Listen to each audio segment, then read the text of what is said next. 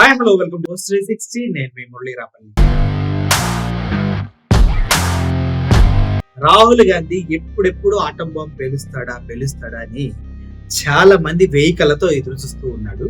కానీ ఈ రోజు రాహుల్ గాంధీ ఆటం బాంబు కాదు, అంతగా మించిన హైడ్రోజన్ ఆటం బాంబు ఇంకా చాలా బాంబులు కలిపి ఒకేసారి పేలిస్తే ఏ రేంజ్ లో విస్ఫోటనం వస్తుందో అంతకు మించి రాహుల్ గాంధీ ఈరోజు ఢిల్లీలో వాళ్ళ కాంగ్రెస్ పార్టీ ఆఫీస్ లో స్లైడ్ ప్రెజెంటేషన్ తో పెద్ద స్క్రీన్ పైన ఎక్స్ప్లెయిన్ చేయడం జరిగింది. ఇప్పటి వరకు ఎలక్షన్ కమిషన్ చేస్తున్నటువంటి దారుణాలని ఏ ఒక్కరు కూడా ప్రశ్నించలేదు, ఏ ఒక్కరు కూడా కంప్లైంట్ చేయలేదంటూ ఎలక్షన్ కమిషన్ చెప్పడం జరిగింది. కానీ దీనికి పూర్తి విరుద్ధంగా రాహుల్ గాంధీ చెప్పింది ఏంటంటే, ఈరోజు ఆల్రెడీ మేము చాలా సార్లు కంప్లైంట్ చేశాం, చాలా సార్లు లెటర్లు రాశాం, కానీ ఎలక్షన్ కమిషన్ అబద్ధం చెప్తుందంటూ మాట్లాడుతూ ఎలక్షన్ కమిషన్ చేసిన దారుణాలని ఒక్కొక్కటిగా చీల్చి చీల్చి చీల్చి పక్కన పడేశాడు. అంతా ఇంత కాదు, ప్రజల ఓట్లు ఒక్కొక్క కాన్స్టిట్యున్సీలో దగ్గర 1,00,000 ఓట్లు దొబ్బేయటం జరిగింది. అసలు మామూలు విషయం కాదు సార్ ఇది. ఒక కాన్స్టిట్యున్సీలో 1,00,000 ఓట్లు, ఇంకా ఆంధ్రప్రదేశ్ లో 53 లక్షల ఓట్లు అంటే ఒక్కొక్క కాన్స్టిట్యున్సీలో ఎన్ని ఓట్లు పోయింటే మీరు ఒకసారి ఆలోచించుకోండి. అంటే ఇప్పుడు మొత్తానికి ఏం జరిగిందో మీకు అర్థమవుతుందా? 170 స్థానాలు ఆంధ్రప్రదేశ్ లో, 53 లక్షల ఓట్లు, ఒక్కొక్క కాన్స్టిట్యున్సీ నుంచి ఎన్ని ఓట్లు పోయి ఉంటాయో అర్థం చేసుకోండి. సో ఈ క్రమంలోనే ఆయన క్లియర్ గా ఎక్స్ప్లెయిన్ చేస్తూ, మేము ఎలక్షన్ కమిషన్ కి మేము ఎందుకు ఓడిపోతున్నామో మాకు అర్థం కాక మేము వాళ్ళని ఓటర్స్ లిస్ట్ అడిగాం. వాళ్ళు ఓటర్స్ లిస్ట్ ఇవ్వడానికి కూడా చాలా టైం తీసుకున్నారు. ఆ ఓటర్స్ లిస్ట్ ఇచ్చినప్పటికీ అది చాలా పెద్ద లిస్టు, దాన్ని మామూలుగా మ్యాచ్ చేయడం కష్టం. అవి జిరాక్సులు కూడా కావు, అంటే ఒకరి నుంచి ఒకరు జిరాక్స్ కాపీలు కూడా కావు అన్నమాట అవి. సో జిరాక్సులు కూడా కావు కాబట్టి ఎలక్ట్రానిక్ ఫార్మేట్ లో ఓటర్ లిస్ట్ ఇవ్వమని అడిగాం. నెట్ లో డైరెక్ట్ గా మనం వాళ్ళని చూసుకోవచ్చు. ఎలక్ట్రానిక్ ఫార్మాట్ అంటే మ్యాచ్ చేసుకుంటూ వెళ్ళిపోవచ్చు. అది అడిగినా కూడా ఎలక్షన్ కమిషన్ ఇవ్వలేదు అనమాట. సో ఎందుకు ఇవ్వటం లేదు ఎలక్షన్ కమిషన్? ఇప్పుడు ఎలక్ట్రానిక్ ఫామ్ లో ఓటర్స్ ఉంటారు, ఈవీఎం లో కూడా అదే ఆర్డర్ లో ఓటర్లు అనేది నమోదు చేయబడతారు.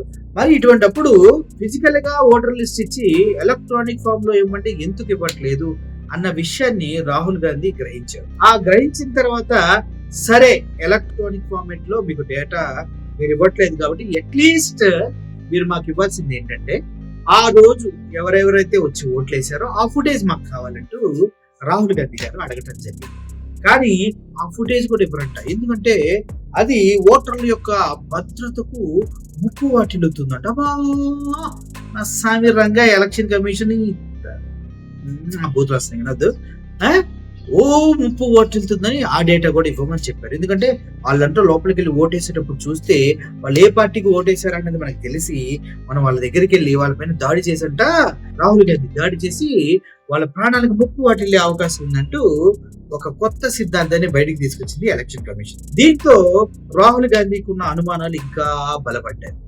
అరే ఎందుకు ఇవ్వట్లేదు అంటే, మనకి ఎలక్ట్రానిక్ ఫార్మాట్ లో ఇస్తే డేటా ఫటాఫట 1 month లో ఈ ఇండియా మొత్తం కవర్ చేసేయచ్చు. ఎందుకంటే ప్రొఫెషనల్స్ పెట్టుకుంటే ఈజీగా డేటా అనాలిసిస్ చేసి దొంగ ఓట్లు ఇవి, ఫేక్ ఓట్లు ఇవి అని చెప్పేస్తారు. కానీ అది ఇవ్వట్లేదే. ఓన్లీ మనకి ఇచ్చిన ఓటర్స్ ఉంటాయి కదా, డాక్యుమెంట్స్, పేపర్స్, అవి స్కాన్ చేసిన, జిరాక్స్ చేసిన దాని డేటా వేరే వాటి మీదకి, వేరే పేపర్స్ మీదకి కాపీ కానీ ఒక టెక్నాలజీ దాంట్లో ఉంది. కాబట్టి దాన్ని డూప్లికేట్ చేయలేదు కాపీ. టెక్నాలజీ అని చూడండి. అదే ఓటర్ల విషయంలో వాడచ్చు ఈ టెక్నాలజీ అంటే, వాటర్ విషయంలో వాటర్ కేవలం ఎలక్షన్ కమిషన్ డేటా అలా భద్రపరచుకోవడానికి, అబద్ధంగా దొంగ ఓట్లు యాడ్ చేసుకోవడం కోసమే ఈ టెక్నాలజీని వాడుతూ ఉన్నారు. పాపం నాకు చాలా జాలేసింది ఎలక్షన్ కమిషన్ ఈసారి చూస్తే. కానీ రాహుల్ గాంధీ ఊరుకున్నాడా అంటే లేదు. ఆ ఫిజికల్ ఫార్మాట్ లో ఆ చిన్నగా ఉన్నటువంటి డేటా మొత్తాన్ని, అంటే కేవలం పేపర్ లో ఉన్న డేటాని, పాతకాలంలో మనకి ఎడిటింగ్ అంటే రీల్ చూసి ఎట్ట కట్ చేసేవారు, సినిమా రీల్స్ ఉండేవి, రీల్స్ మనకి తెలుసు కదా, ఆ రీల్స్ చూసినట్టు ఒక్కొక్క పేరు తీసుకుంటూ ఆ పేరు ఆ కాన్స్టిట్యున్సీ లో ఉన్న డేటాతో దేనితోనే సరిపోతుందా, ఇలా మొత్తం ఫిజికల్ ఫార్మాట్ లో అంత డేటాని ఎనాలిసిస్ చేసి, అనలైజ్ చేసి, మ్యాచ్ చేసి చూసుకొని ఈ ఓటు ఇంకెక్కడైనా పడిందా, ఈ ఓటు ఇంకెక్కడైనా వేసారా, ఈ పేరులో ఎంతమంది ఉన్నారు, ఈ పేరుతో డూప్లికేట్ నేమ్స్ ఉన్నాయి, ఈ పేరు అసలు నిజంగా ఈ ప్రాంతానికి చెందా వేరే ప్రాంతానికి చెందిందా, కానీ ఈ పేరులో వాళ్ళు పక్కన వాళ్ళకి తెలుసా తెలీదా, ఇలా అనేక రకాలైనటువంటి ఎంక్వైరీలు చేసి 6 నెలలు టైం తీసుకున్నాడు. అటు మహారాష్ట్ర, హర్యానా ఈ 2 ప్రాంతాల్లో కూడా ఈ రేంజ్ లోనే రిగ్గింగ్ జరిగిందన్న విషయం రాహుల్ గాంధీకి అర్థమైపోయింది. సో ఇప్పుడు రాహుల్ గాంధీ ఏం చేద్దాం అనుకున్నాడు తెలుసా? ఆ డేటాని పూర్తి స్థాయిలో అన్ని ఇప్పుడు హర్యానా అయినా మహారాష్ట్ర అయినా ఇంక్లూడింగ్ ఆంధ్రప్రదేశ్ తో సహా డేటా రాహుల్ గాంధీ దగ్గర ఉందన్నమాట. సో అదంతా బాంబు పేలుస్తాడు, డేటా మా దగ్గర ఉంది, మేమేమి ఊరక కూర్చోలేదు, బీజేపీ ఎలక్షన్ కమిషన్ కలిసి ఆడుతున్న ఆట మొత్తం మాకు తెలుసు అంటూ రాహుల్ గాంధీ క్లియర్ గా చెప్పడం జరిగింది. అయినా కూడా బిగ్ బాంబ్ అవుతుంది, బయటకు వస్తే ఎలక్షన్ కమిషన్ తలెత్తుకు తిరగలేదు, చచ్చిపోతుంది అని ఎన్ని చెప్పినా కూడా ఎవరు పట్టించుకోవట్లా. ఎందుకంటే అంత చెకింగ్ చేసుకుంటాడా, అంత ఖాళీ ఉంది ఆయనకి అన్నారు. కానీ ఈ రోజు ఆయన ప్రెజెంటేషన్ చూసిన తర్వాత నాకు అర్థమైంది ఏంటంటే రాహుల్ గాంధీ నిజంగా ఎదురుగుంటే హ్యాట్స్ ఆఫ్ చేయాలనిపించింది, లేదంటే మందిలో ఉంటే విజిలేసి శబ్బాష్ రాహుల్ గాంధీ మగాడిగురా అని అనిపించింది. ఎందుకంటే జగన్మోహన్ రెడ్డి ఓడిపోయాడు, అన్ని మూసుకుని కూర్చున్నాడు. నిజం చెప్తున్నా, జగన్మోహన్ రెడ్డి ఓడిపోయాడు, 53 లక్షల ఓట్లు తేడా వచ్చినాయని అందరూ విశ్లేషకులు చెప్తున్నారు, అనలిస్టులు చెప్తున్నారు, ప్రముఖులు చెప్తున్నారు, రాజకీయ ప్రముఖులు చెప్తున్నారు. అయినా కూడా ఈయన దానిపైన మాట్లాడే దమ్ము ధైర్యం సత్తా లేదు. కానీ రాహుల్ గాంధీ అలా లేడే, ప్రజల్లోకి వెళ్ళాడు, అణువణువు పరిశీలించాడు. అయితే ఎక్కడెక్కడ ఓటర్స్ ఉన్నారో ప్రతి ఒక్క ఓటర్ని ప్రతి కాన్స్టిట్యున్సీని సెలెక్ట్ చేసుకొని ఆయన ఐడెంటిఫై చేసి ఉన్నారా లేదా, ఉంటే ఎంతమంది ఉన్నారు అన్న విషయాన్ని పూర్తి స్థాయిలో ఒక ఇన్వెస్టిగేషన్ ఆఫీసర్ లాగా ఆయన వర్క్ చేయడం జరిగింది. సో ఈ క్రమంలోనే ఆయన బయట పెట్టిన ఆధారాలు మనం కనుక చూసినట్లయితే పిచ్చెక్కిపోయింది. మనకి మామూలుగా కూడా కాదు, పిచ్చ మీ ఊహ కూడా కాదు, అంత దారుణంగా జరగడం జరిగింది. అయితే ఫస్ట్ వీళ్ళు మనం ఎక్కడెక్కడ ఓడిపోయాం, మహారాష్ట్రలో, కర్ణాటకలో ఎక్కడెక్కడ ఓడిపోయాం, ఎక్కడెక్కడ మనం గెలిచే ప్రాంతం ఉందంటే కర్ణాటకలో కొన్ని ప్రాంతాల్ని కంపల్సరిగా మనం గెలుస్తామని అనుకున్నారు. అయితే బెంగళూరు సెంటర్ అక్కడ కంపల్సరిగా కాంగ్రెస్ పార్టీ గెలిచే అవకాశాలు 100కి 100% ఉన్నాయని తెలిసిన తర్వాత ఈ బెంగళూరు సెంట్రల్ ని సెలెక్ట్ చేసుకొని అందులో మహాదేవపురం అనే కాన్స్టిట్యున్సీని ఎన్నుకున్నారు. ఆ మహాదేవపురం అనే కాన్స్టిట్యున్సీలో ఉన్న ఓటర్లు ఎంతమంది, పడిన ఓట్లన్నీ, అన్నిటినీ ఒకదానికి ఒకటి సరిపోల్చుకుంటూ వాళ్ళ ఇన్వెస్టిగేషన్ స్టార్ట్ అయింది. నిజం చెప్పాలంటే వారు ఈ 6 నెలల్లో చేసిన ఇన్వెస్టిగేషన్ 7 అడుగుల హైటు, 3 రోస్ పేపర్స్, 3 రోలు అంటే 3 లైన్లలో పేపర్ 7 అడుగుల ఎత్తులో పెట్టారు. అంటే ఎంత డీప్ గా ఇన్వెస్టిగేషన్ చేశారో ఒకసారి మీరు ఆలోచించండి. ఆలోచిస్తేనే మీకు అర్థమైంది. ఆ ఫోటో కూడా మీకు ఇక్కడ పక్కన పెడుతూ. సో ఇంత డేటాని వాళ్ళు పేరున తరచి ఇన్వెస్టిగేషన్ చేశారు. అందులో వాస్తవాలని వెలికి తీశారు రాహుల్ గాంధీ అండ్ టీమ్. అంటే what a work boss. So then we have to take this individual photo and we have to take it and look in every single sheet कि ये इस व्यक्ति 2 बार तो नहीं आई है. That's the process and it's a very tedious process. I had initially thought that we will do multiple seats, but when we faced this we realized why the election commission doesn't give us electronic data, because they don't want us to look carefully, right? And this task took us 6 months. So what you're going to see here was 6 months of the work of 30 to 40 people, non-stop, comparing names, comparing addresses, comparing pictures. And we have done the work for one assembly constituency. If you want to do the work for one Lok Sabha, that's in Karnataka, that's 7. That's 7 of those. Right? So you can imagine the task that we are being forced to do. Now analyzing this, if the election commission gave us electronic data, 30 seconds. Right? And I repeat, this is why we are being given data like this, so that it is not analyzed. Again, heads up to Rahul Gandhi sir. అదే విధంగా చూసుకుంటా పోతే ఒక్క నియోజకవర్గంలోనే 1,00,000 ఓట్లు గల్లంతాయి. ప్రతి 6 లక్షల ఓట్లకి 1,50,000 ఓట్లు దొంగ ఓట్లు ఉన్నాయంటూ గతంలోనే చెప్పారు. ఈ ఓట్లని ఎలక్షన్ కమిషన్ దొంగతనం చేస్తుంది బీజేపీ కోసం అంటూ రాహుల్ గాంధీ చెప్పడం కూడా జరిగింది. ఆ తర్వాతే సుప్రీంకోర్టులో రాహుల్ గాంధీ పైన భారతీయుడైతే ఇలా మాట్లాడతారా, అది మాట్లాడతారా, ఇది మాట్లాడతారంటూ కొంతమంది జడ్జిలు కూడా మాట్లాడుతున్నారు.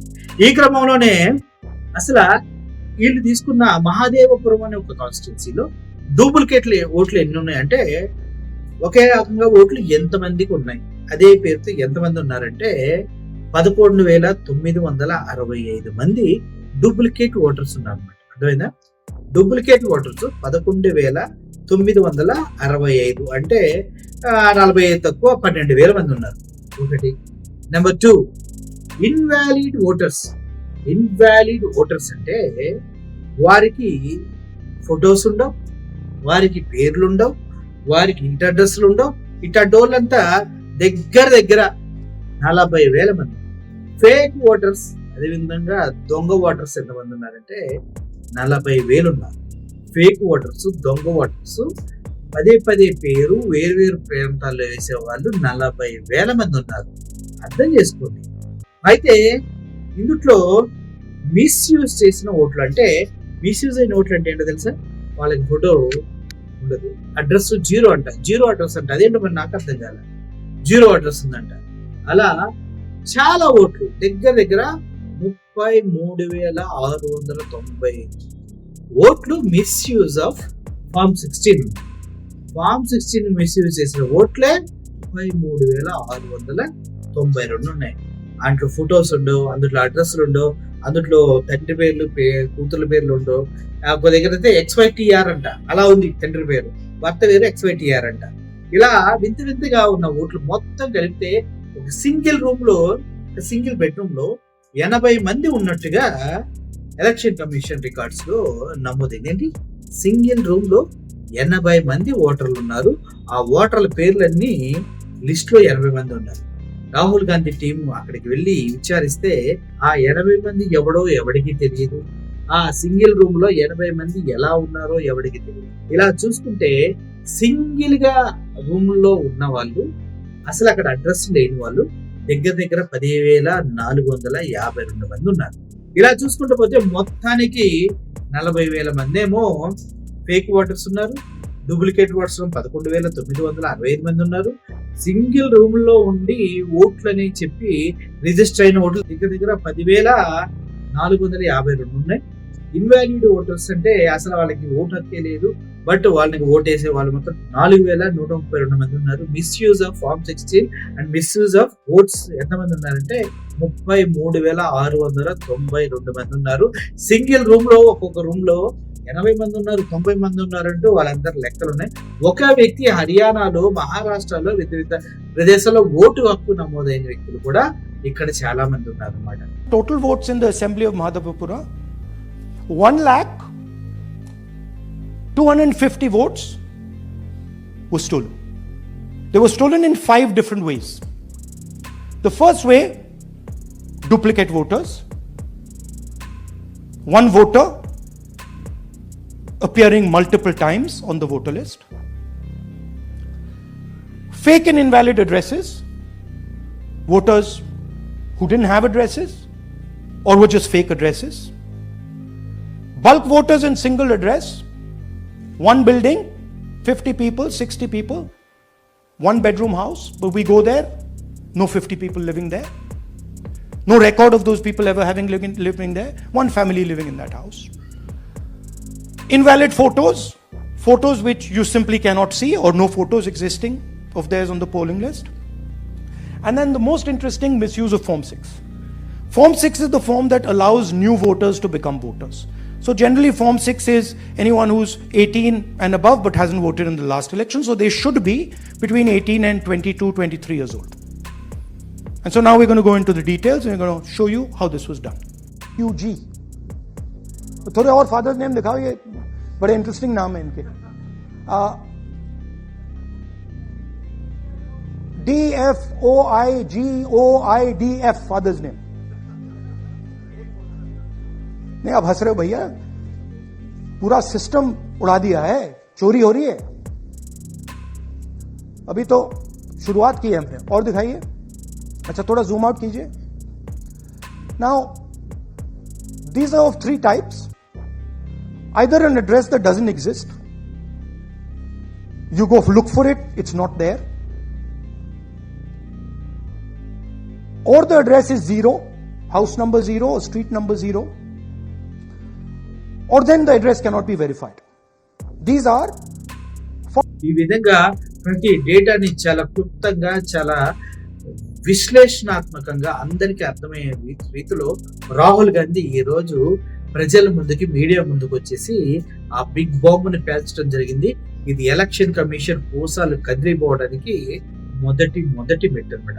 ఇదే విధంగా ఆంధ్రప్రదేశ్ లో కూడా జగన్మోహన్ రెడ్డి ప్రతి కాన్స్టిట్యున్సీకి వెళ్ళి ఓట్లు తెప్పించుకొని, ఆ ఓటర్ లిస్ట్ తెప్పించుకొని రీసెర్చ్ కనుక చేస్తే దొంగ ఓట్లు ఎన్ని, పడిన ఓట్లు ఎన్ని, అసలు ఓట్లు ఎన్ని అని ఈజీగా తెలిసిపోతాయి. 53 లక్షల ఓట్లు ఎక్స్ట్రా అంటున్నారు కదా, కాదు, దగ్గర 1 కోటి ఓట్లు ఎక్స్ట్రా వచ్చుంటాయి అనడంలో ఎటువంటి సందేహం లేదు. సో ఓవరాల్ గా ఎలక్షన్ కమిషన్ కి రాహుల్ గాంధీ బాంబు స్ట్రోక్ ఎక్కడ పెట్టాడంటే, కదిలితే పేలిపోతుంది కూర్చున్న దగ్గర పెట్టాడు బాంబు. సో ఈ బాంబు చాలా చాలా భయంకరంగా పేలింది. ప్రజలందరూ దీన్ని తెలుసుకుంటారు. ముఖ్యంగా తెలుగు రాష్ట్రాలు, సౌత్ ఇండియన్ స్టేట్స్ లో హిందీ రాదు కాబట్టి తెలుగులో పూర్తి స్పష్టంగా ఇంకో వీడియో మీకు రేపు మార్నింగ్ చేస్తా. ఇప్పటి వరకు రాహుల్ గాంధీ ఇచ్చిన ఇన్ఫర్మేషన్ అయితే బాంబ్ బ్లాస్ట్, బొంబాట్ ఇన్ఫర్మేషన్. ఎలక్షన్ కమిషన్ కి, బీజేపీకి చుక్కలంటే చుక్కలు చెప్పకుండానే చూపిస్తున్నాడు రాహుల్ గాంధీ. ఇది రాహుల్ గాంధీ స్టైల్ అంటే. ఒకే ఒక కాన్స్టిట్యున్సీలో 1,00,000 ఓట్లు తేడా వస్తే దేశవ్యాప్తంగా ఎన్ని లక్షల ఓట్లు తేడా వచ్చింది, అసలు మనం వేసిన ఓట్లు మొత్తం ఎలక్షన్ కమిషన్ ఎలా బీజేపీకి దత్తం చేస్తుంది అన్నది మీరే ఆలోచించుకోండి. Thank you for watching this video. More like signing off. Thank you so much.